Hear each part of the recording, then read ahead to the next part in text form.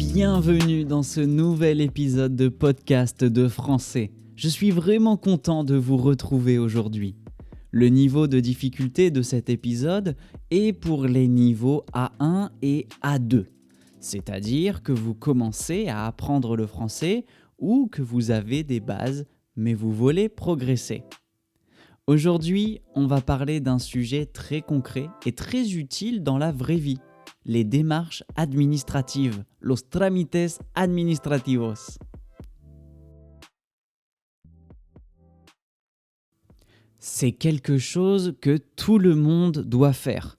Quand vous vivez en France ou dans un pays francophone, vous avez besoin de savoir comment parler dans une mairie, dans une préfecture, dans une banque. C'est important. Et parfois, c'est stressant. Mais ne vous inquiétez pas, avec les mots et les phrases que vous allez apprendre aujourd'hui, vous serez un peu plus prêt. Avant de commencer, je voudrais vous rappeler une chose importante. Si vous voulez la transcription complète de cet épisode avec tous les mots, toutes les phrases et le vocabulaire expliqué, vous pouvez accéder à tout cela dans le club de français. Le club de français, c'est notre communauté en ligne. Chaque semaine, il y a des cours de français en direct, des exercices, des corrections de prononciation et bien plus encore. C'est le moyen le plus efficace pour progresser vraiment de manière régulière, que ce soit à l'oral, à l'écrit ou en prononciation. Si vous voulez rejoindre le club, vous trouverez le lien dans la description de cet épisode. On sera ravis de vous accueillir. Maintenant, commençons. Dans cette partie, on va découvrir les mots essentiels pour comprendre et parler de démarches administratives en français. Je vais vous donner le mot en français avec son équivalent en espagnol et un exemple simple. Écoutez bien et répétez chaque mot après moi. C'est très important pour votre prononciation. Premier mot, une démarche administrative. Es un trámite administrativo. Je dois faire une démarche administrative à la mairie.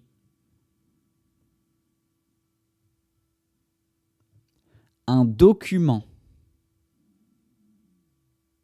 En espagnol sería un documento.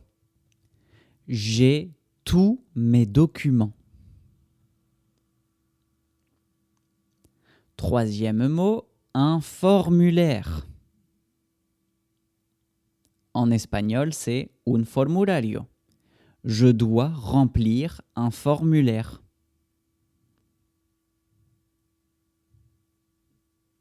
Quatrième mot, une pièce d'identité. En espagnol, un documento de identidad. Vous avez votre pièce d'identité? Cinquième mot, un rendez-vous. En espagnol, una cita. J'ai un rendez-vous à 10 heures.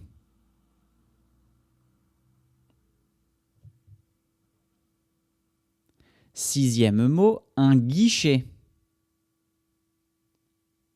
Un guichet en espagnol, c'est una ventanilla, una taquilla. Exemple, allez au guichet numéro 3. Septième mot, attendre. Attendre en espagnol, esperar. Je dois attendre ou vous devez attendre ici.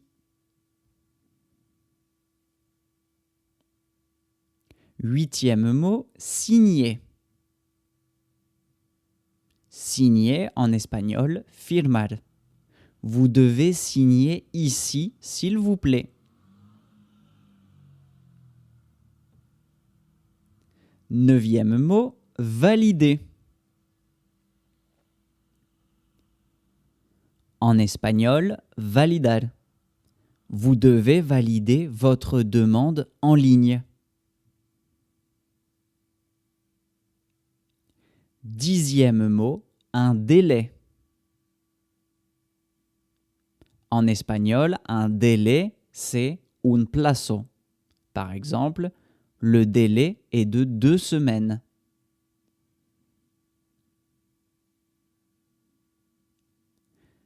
Très bien. Vous avez maintenant 10 mots très utiles pour les démarches. On va les retrouver dans la partie suivante, qui est le texte. Alors maintenant, on va lire un texte. Ce texte parle de la vie quotidienne en France. Vous allez entendre du français naturel. Je vais lire lentement. Essayez de comprendre le sens général. Vous n'avez pas besoin de comprendre chaque mot. Une journée de démarche. Sophie a beaucoup de choses à faire aujourd'hui. Elle a plusieurs démarches administratives. Le matin, elle va à la mairie.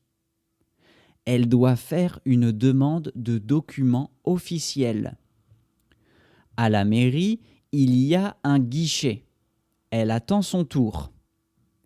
Un employé lui dit « Bonjour, qu'est-ce que je peux faire pour vous ?» Sophie répond « Bonjour, je voudrais faire une demande d'acte de naissance, s'il vous plaît. » L'employé lui donne un formulaire. Il dit « Remplissez ce formulaire et signez ici, s'il vous plaît. » Sophie remplit le formulaire, elle signe, elle donne aussi sa pièce d'identité. L'employé lui dit « Parfait, le document sera prêt dans un délai de 10 jours ouvrables. » Sophie dit « Merci beaucoup, au revoir. » L'après-midi, Sophie va à la préfecture. La préfecture, c'est un bureau officiel où on fait des démarches importantes. Par exemple, les étrangers qui vivent en France vont souvent à la préfecture pour leur titre de séjour. Sophie a un rendez-vous à 14 heures. Elle attend dans la salle d'attente. Il y a beaucoup de personnes. Quand c'est son tour, elle entre dans un bureau. L'agent lui demande ses documents. Il dit « Vous avez votre passeport et votre justificatif de domicile ?» Sophie dit « Oui, voilà. » L'agent regarde les documents. Il dit « Tout est en ordre. Vous allez recevoir une réponse dans 3 semaines. » Sophie est soulagée. Elle dit merci et elle part. Le soir, Sophie rentre chez elle. Elle est fatiguée mais contente. Elle a fait toutes ses démarches. Ce n'était pas si compliqué. Alors, maintenant, nous allons voir quelques endroits importants où vous pouvez faire des démarches administratives en France. D'abord, on a la mairie, el ayuntamiento. On y va pour les actes de naissance, les certificats de résidence, les inscriptions scolaires. La préfecture. La préfecture, c'est la prefectura. On y va pour les titres de séjour, les permis de conduire étrangers, certains documents officiels. Ensuite, il y a la CAF. C'est la Caisse d'allocation familiale, CAF. La Caja de Prestaciones Familiares. On y va pour les aides sociales, comme les allocations pour le logement. Pôle emploi, ou maintenant on l'appelle aussi France Travail. El Servicio de Empleo de Francia. On y va quand on cherche un emploi ou quand on perçoit des allocations chômage. Le chômage es el subsidio de desempleo. La sécurité sociale. En espagnol, la seguridad social. On y va pour tout ce qui concerne la santé, les remboursements de médicaments ou les consultations médicales. Pour finir, je vais vous partager 3 phrases très utiles à connaître avant d'aller faire une démarche administrative. Je voudrais prendre un rendez-vous, s'il vous plaît. Quisiera pedir una cita, por favor. Je voudrais prendre un rendez-vous, s'il vous plaît. Quel document est-ce que je dois apporter? ¿Qué documentos tengo que traer? Quel document est-ce que je dois apporter? Quel est le délai pour recevoir une réponse? ¿Cuál es el plazo para recibir una respuesta? Quel est le délai pour recevoir une réponse? Et voilà, nous arrivons à la fin de cet épisode. Aujourd'hui, vous avez appris du vocabulaire essentiel sur les démarches administratives. Vous avez écouté un texte en français. Vous avez découvert les principaux endroits où on peut faire des démarches en France. Et je vous encourage aussi à réécouter cet épisode une 2e fois, voire même une 3e fois. La 2e, la 3e écoute, c'est toujours plus facile. Et vous allez comprendre encore plus de choses. Et n'oubliez pas, si vous voulez accéder à la transcription complète et à tout le vocabulaire de cet épisode, c'est dans le club de français.